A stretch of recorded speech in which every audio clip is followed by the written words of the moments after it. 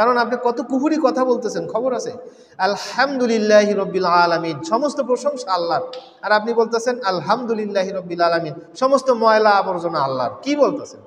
শুদ্ধভাবে যদি আপনি একটা লাইন পড়েন অসংখ্য সওয়াব হবে, একটা হরফে 10টা নেকি হবে। আর যদি অশুদ্ধভাবে 100 খতমও দেন, আমি বলতে পারবো না যে আপনার কোনো সওয়াব হবে কিনা। কোনো ইমাম সাহেব, কোনো আলেম সাহেব বলতে পারবে না। আরো বরঞ্চ যদি আপনি এটারই যথেষ্ট মনে করেন, হ্যাঁ শিখতেছেন, ওই মুহূর্তে যদি ভুল করেন মাপ, ওই ভুলটারে আল্লাহ শুদ্ধ বানায় আসমানে উঠায়, এটাও হাদিস আছে, বরঞ্চ দ্বিগুণ সওয়াব হয়। শেখা অবস্থায় ভুল করতেছে, শিখতেছে আর ভুল করতেছে, শিখতেছে আর ভুল করতেছে, তখন 7 গুণ মাপ। কিন্তু শুদ্ধ করার জন্য কোনো তরতিব নাই, কোনো আগ্রহ চেষ্টা নাই, আমি ভুলের উপরে সন্তুষ্ট আছি, এটারই যথেষ্ট মনে করতেছি, তাহলে এমন এটার বিচার আল্লাহ করবে। কারণ আপনি কত কুহুরি কথা বলতেছেন, খবর আছে? আলহামদুলিল্লাহি রব্বিল আলামিন, সমস্ত প্রশংসা আল্লাহর, আর আপনি বলতেছেন আলহামদুলিল্লাহি রব্বিল আলামিন, সমস্ত ময়লা আবর্জনা আল্লাহর। কি বলতেছেন?